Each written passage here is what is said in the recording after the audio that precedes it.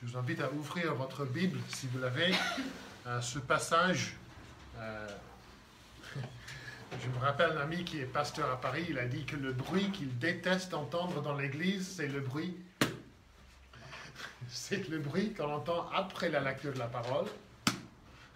Non, gardez ça, gardez la Bible ouverte si vous l'avez, ça vous aide à regarder, à voir le passage, à voir ce que je suis en train de dire. J'espère que ce n'est pas simplement mes idées, mais ce sont des choses qui sont dans le texte, dans la parole même de Dieu.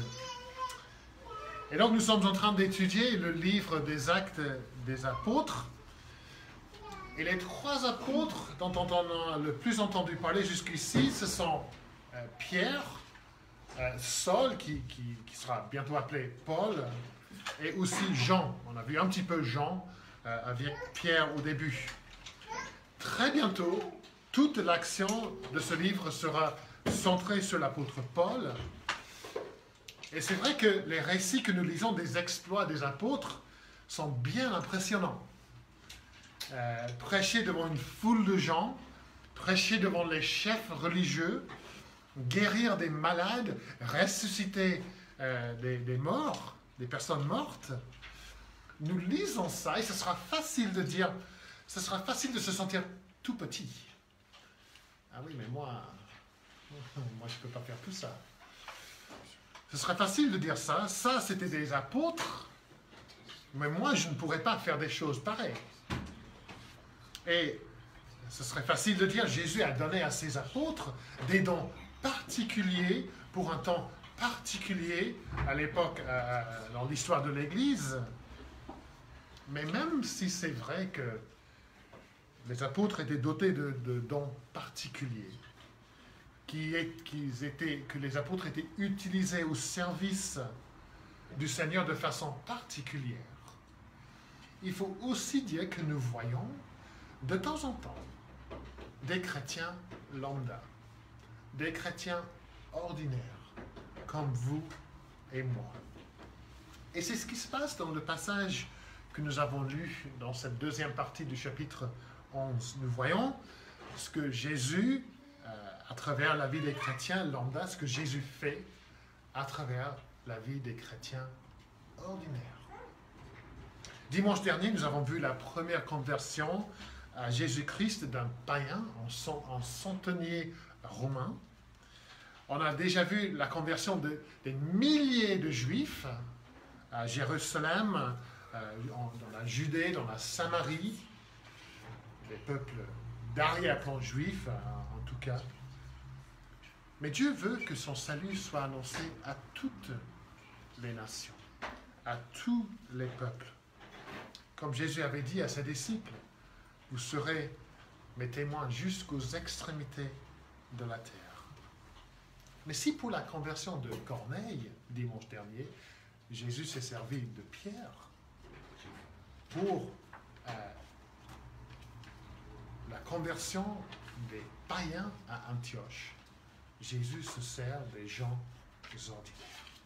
Pour la première campagne d'évangélisation dans le monde païen, Jésus se sert des gens ordinaires. Pour implanter une des églises les plus importantes, parce que c'était cette église qui a envoyé Paul, pour implanter une des églises les plus importantes, Jésus s'est servi des chrétiens ordinaires, comme nous. Et ce passage sert à nous montrer ce qui se passe dans une église où Jésus se sert des gens ordinaires, où Jésus est à l'œuvre. Ça nous montre la vie d'une église composée des gens lambda. Alors voyons à quoi ça ressemble. Voyons ce que fait Jésus, non pas à travers des apôtres, des gens connus, doués, mais avec des chrétiens comme nous.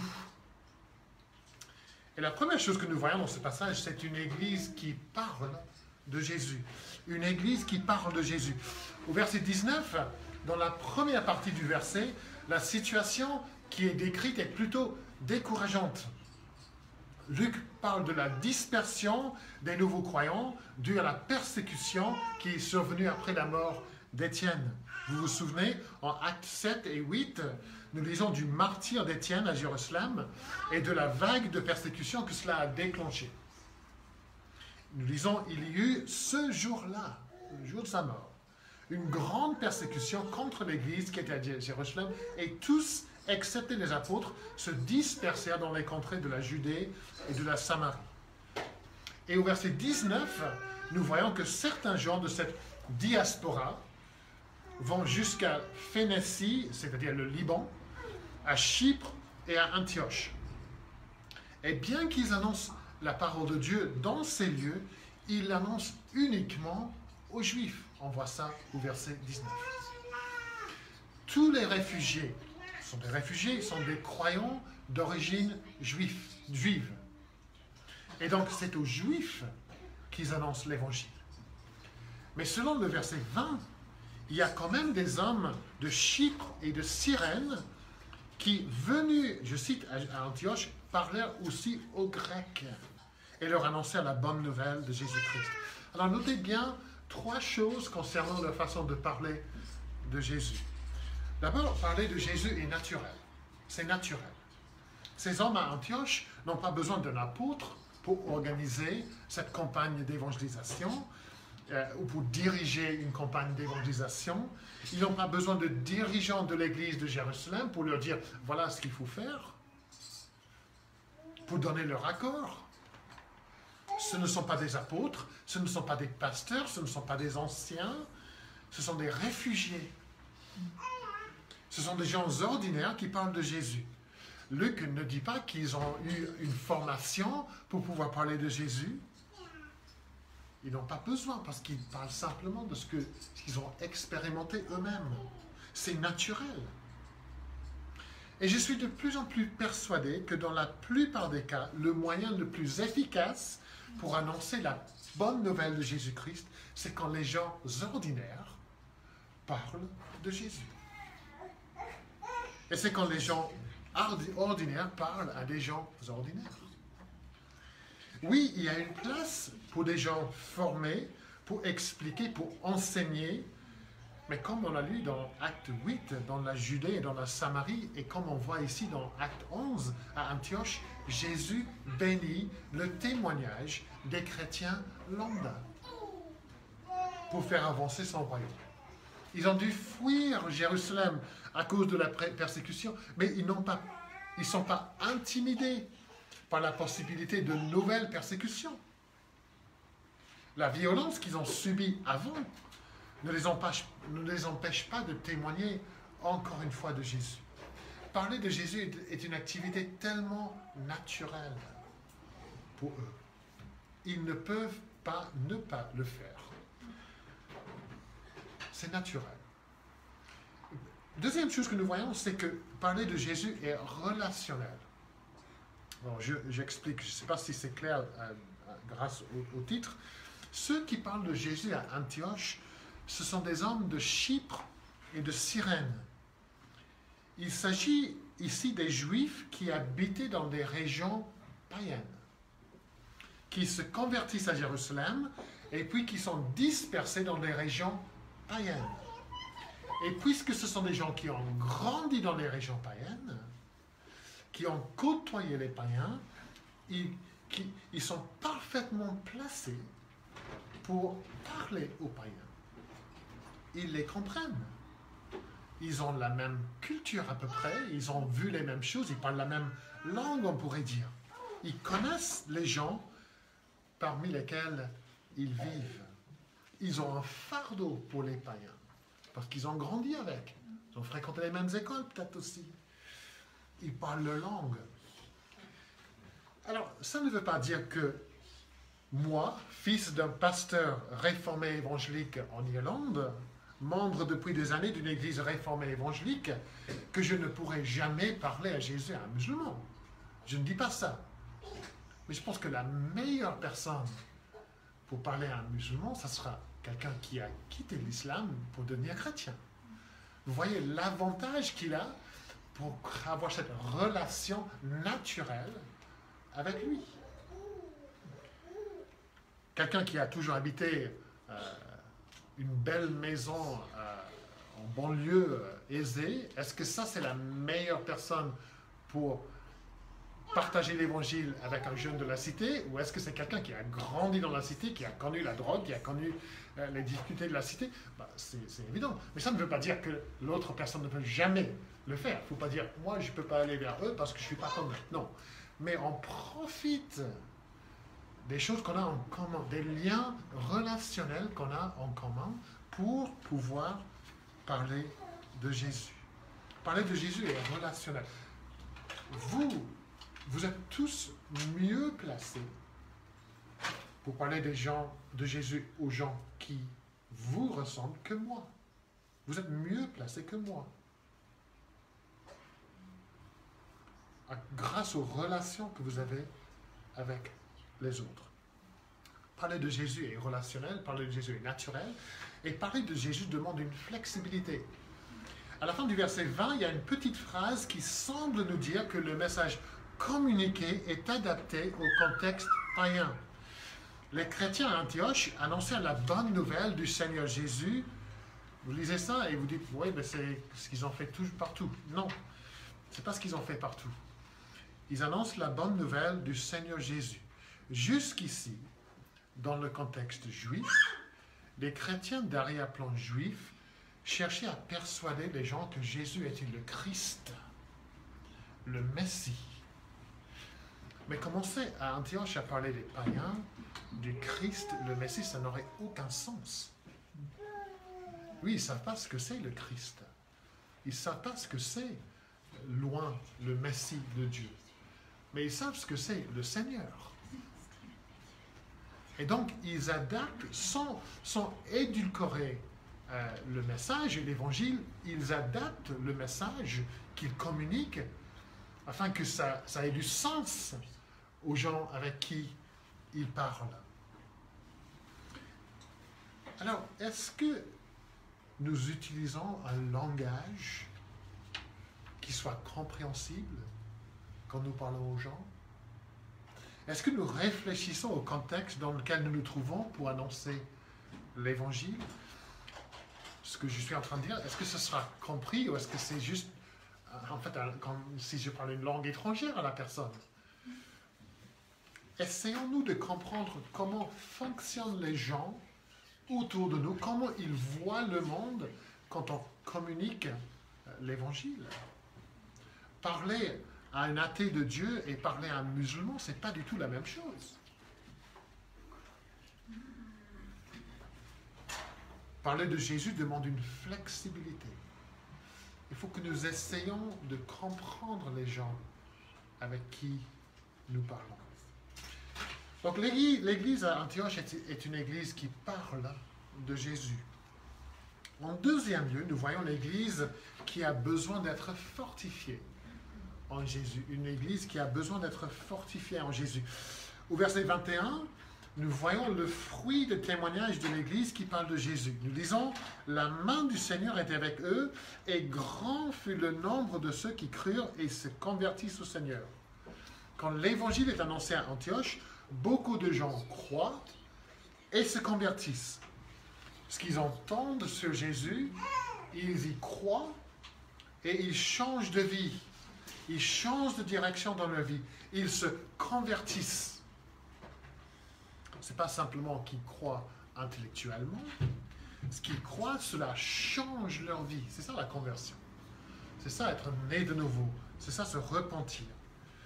Et Paul décrit ce changement dans 2 Corinthiens 5, verset 17. Si quelqu'un est en Christ, dit Paul, il est une nouvelle créature. C'est ça, se convertir. Devenir une nouvelle créature. Les choses anciennes sont passées. Voici, toutes choses sont devenues nouvelles. Donc, ils croient, ils se convertissent. Et qu'est-ce qui se passe après?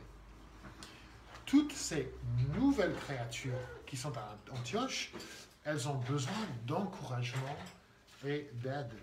Ce sont des nourrissants de la foi, dans la foi, qui ont faim et soif. Et c'est l'Église à Jérusalem qui envoie l'aide et l'encouragement dont les nouveaux chrétiens ont besoin. Et c'est Barnabas qui est envoyé à Antioche pour fortifier l'Église naissante. Il n'y a rien ici pour indiquer que, en fait, l'Église à Jérusalem a des soupçons, peut-être, alors qu'est-ce qui se passe à Antioche? Il n'y a rien dans ce texte pour suggérer ça. Il y a juste une envie de les aider.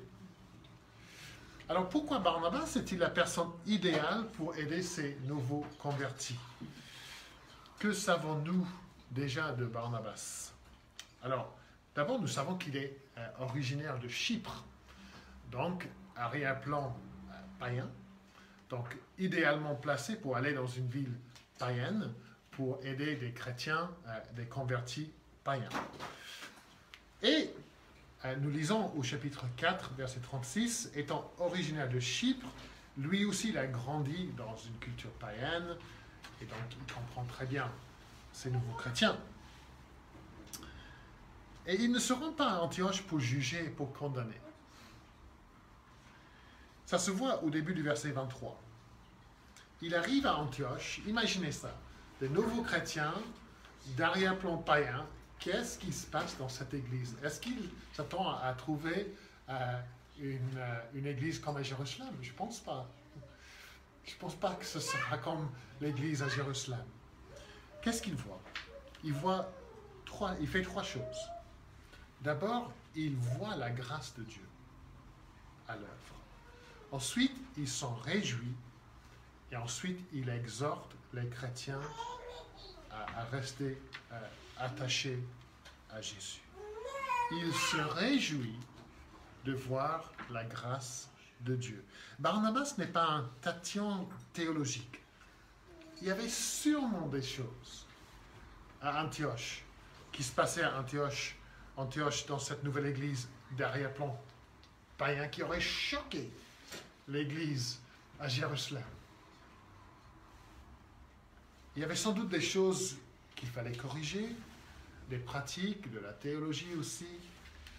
Il y a peu de chances que ce soit l'église parfaite, mais Barnabas voit quand même la grâce de Dieu. Il voit ce que Dieu avait fait. Oui, il restait des choses à faire, mais il se réjouit de ce que Dieu avait déjà fait. C'est un chantier spirituel. Et un chantier, il y a des choses partout. C'est pas bien rangé, c'est bien propre. C'est pas bien propre. Il reste des travaux à faire. Mais Barnabas se réjouit de la grâce qu'il voit. Et moi, je trouve que c'est vraiment un défi pour nous. Il est très facile de ne voir que des fautes et les faiblesses chez les autres, surtout dans l'Église, chez les chrétiens. Il est facile de voir les choses qu'on aimerait changer. Peut-être dans la vie d'un chrétien ou dans l'Église. Mais soyons ceux qui se réjouissent de voir la grâce de Dieu à l'œuvre. Nous sommes tous des chantiers spirituels. Chaque Église est un chantier spirituel. Ce ne sera qu'au ciel où nous serons rendus parfaits. Alors, rendons grâce maintenant pour la grâce qui est évidente. Rendons grâce pour l'œuvre déjà accomplie par Dieu, au lieu toujours de critiquer ce qu'il n'a pas encore fait. Critiquer les manquements et les fautes. Certains chrétiens ont du mal à trouver des raisons pour se réjouir, car ils sont obsédés par les manquements qu'ils voient chez les autres. Au verset 23, Luc donne un résumé de ce que Barnabas dit aux chrétiens à Antioche.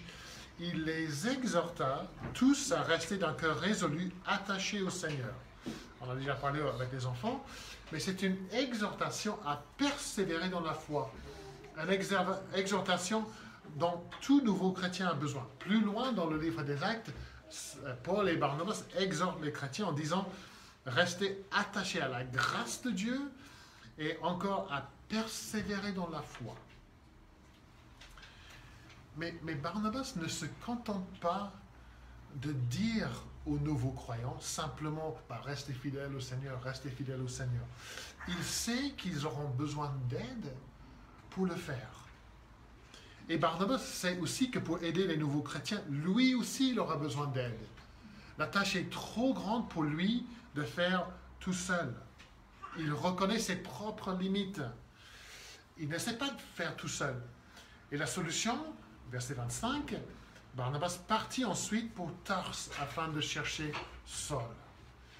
Il se rappelle de ce que Jésus avait dit au sujet de Saul au chapitre 9, verset 15. « Cet homme est pour moi un instrument de choix afin de porter mon nom devant les nations. » Barnabas, il voit le besoin des nouveaux-nés spirituels à Antioche et c'est l'homme parfait pour répondre à ce besoin, c'est Saul. Et donc il invite Saul à venir à Antioche pour faire quoi? Pour enseigner la parole de Dieu. Comment est-ce qu'ils vont rester résolus, attachés au Seigneur? En lisant, en étudiant la parole de Dieu. Ça, c'est le besoin le plus urgent à Antioche. C'est l'enseignement de la parole de Dieu. Et cela explique ce que nous lisons au verset 26. Pendant une année entière, ils participaient aux réunions de l'Église et enseignèrent une foule assez nombreuse. Et c'est quoi l'impact de cet enseignement? C'est quoi l'impact de ce ministère de Saul et de Barnabas? On peut dire qu'ils parlent de Christ. Ils expliquent sans doute comment toutes les Écritures parlent du Christ. Saul était l'expert de l'Ancien Testament. Il aurait pu démontrer comment l'Ancien Testament parlait de Christ. Et qu'est-ce qui se passe? On sait que les nouveaux chrétiens à Antioche commencent à parler du Christ. Alors, ça, c'est pas dans le texte. Il n'y a pas de phrase qui dit « Et tous commencèrent à parler du Christ ». Alors, comment est-ce qu'on sait qu'ils ont commencé à parler du Christ? Alors, regardez le verset 26 à la fin. Les habitants d'Antioche entendent ces convertis parler du Christ et ils les surnomment des Christianoi. Christianoi, c'est le grec pour ceux qui sont à Christ, ceux du Christ, les gens du Christ, les chrétiens. Ils entendent parler du Christ de la bouche de Saul et de Barnabas. Eux-mêmes, ils parlent du Christ. Et les gens autour, les habitants d'Antioche, ils disent « Mais ces gens-là, ils parlent toujours de ce Christ. On va les appeler des chrétiens. » Et en fait, c'est un surnom. Ce n'est pas l'Église qui a décidé « Nous, on va s'appeler les chrétiens. » C'est les gens de l'extérieur qui le font. N'est-ce pas le but de tout enseignement dans l'Église? Exalter Jésus-Christ.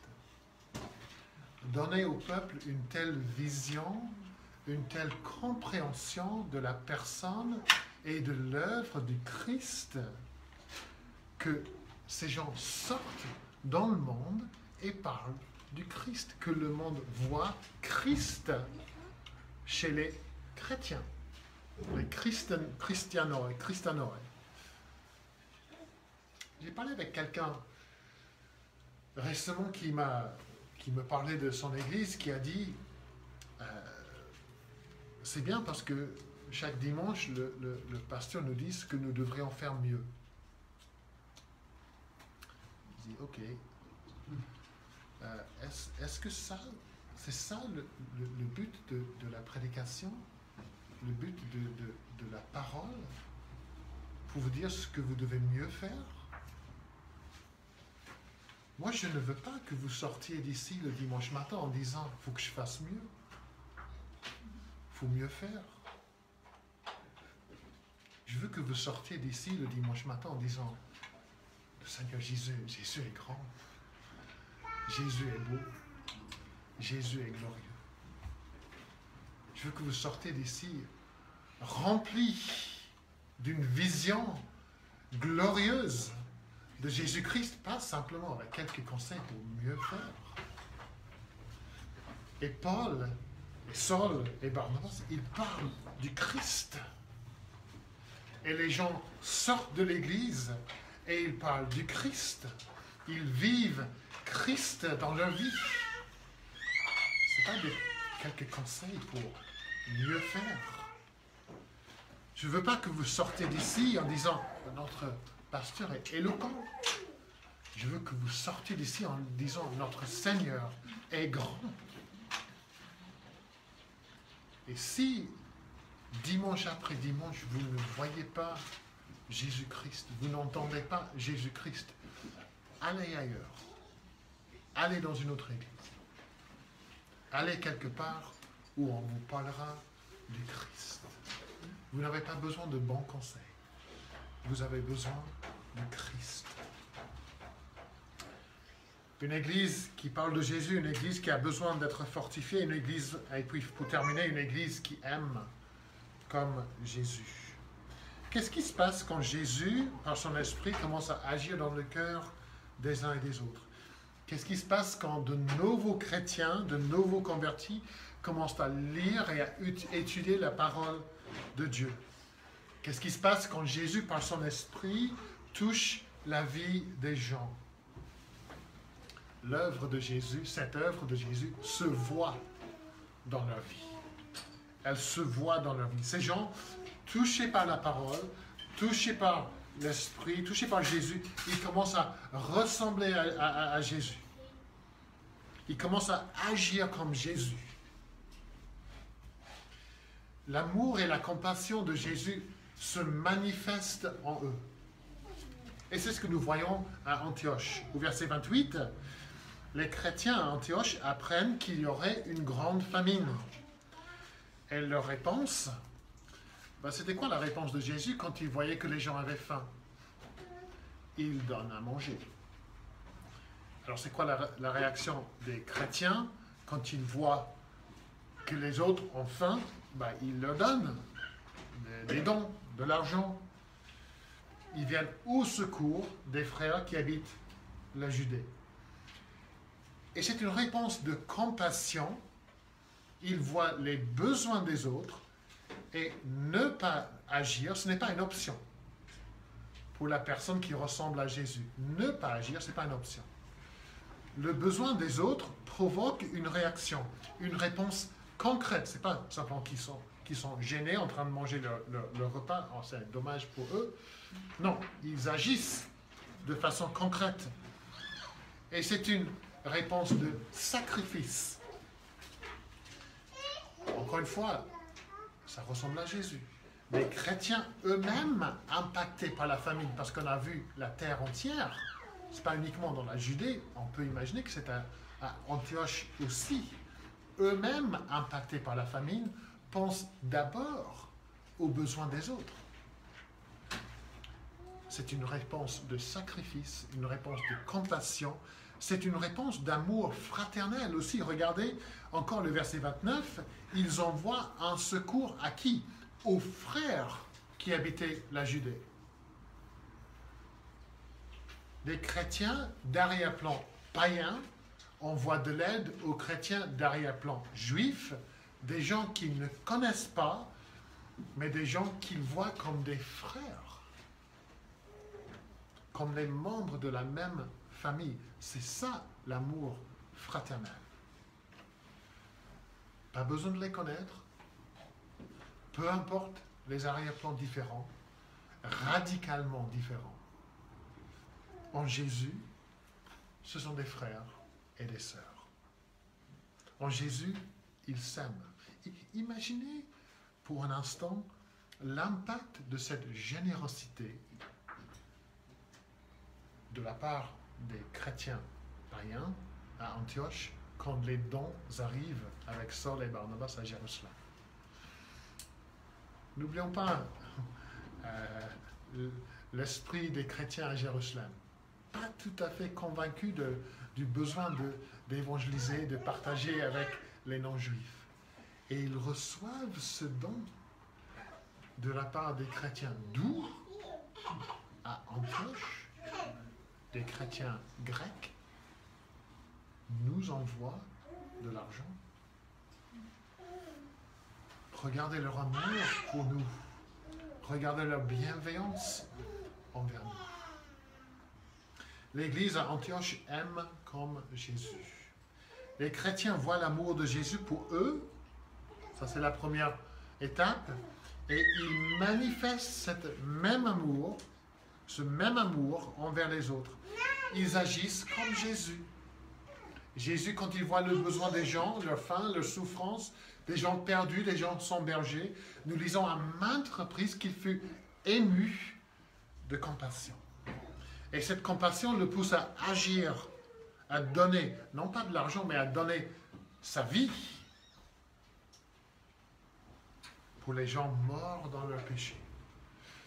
Et si les chrétiens à Antioche ont fait des sacrifices, c'est parce qu'ils suivent le modèle du Seigneur Jésus.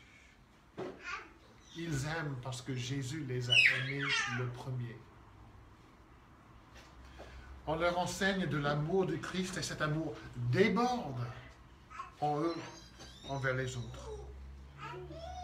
Et c'est vrai, n'est-ce pas, que plus nous sommes émerveillés par l'amour de Dieu pour nous, plus nous comprenons la largeur, la grandeur, la profondeur de son amour pour nous, plus nous aimerions les autres. Plus son amour se manifestera en nous. L'Église où Jésus est à l'œuvre dans la vie des gens ordinaires, c'est une Église qui parle de Jésus. Une Église qui a besoin d'être fortifiée en Jésus.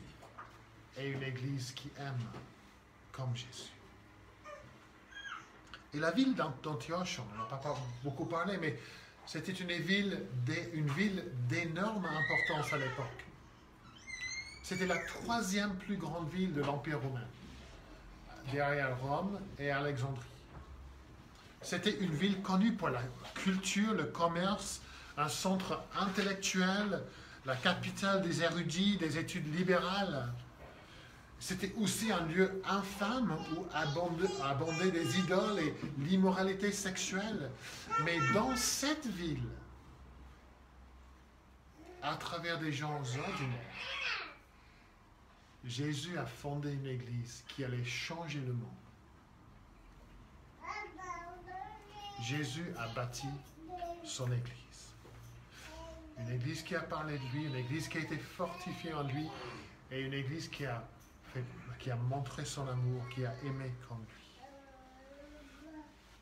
Et je suggère que notre prière devrait être celle-ci. Viens, Seigneur Jésus, agis en nous, des chrétiens ordinaires.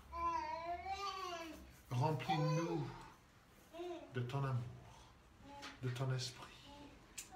Envoie-nous pour parler de toi. Fortifie-nous et aide-nous à aimer comme toi, tu nous as aimés. Amen. Amen.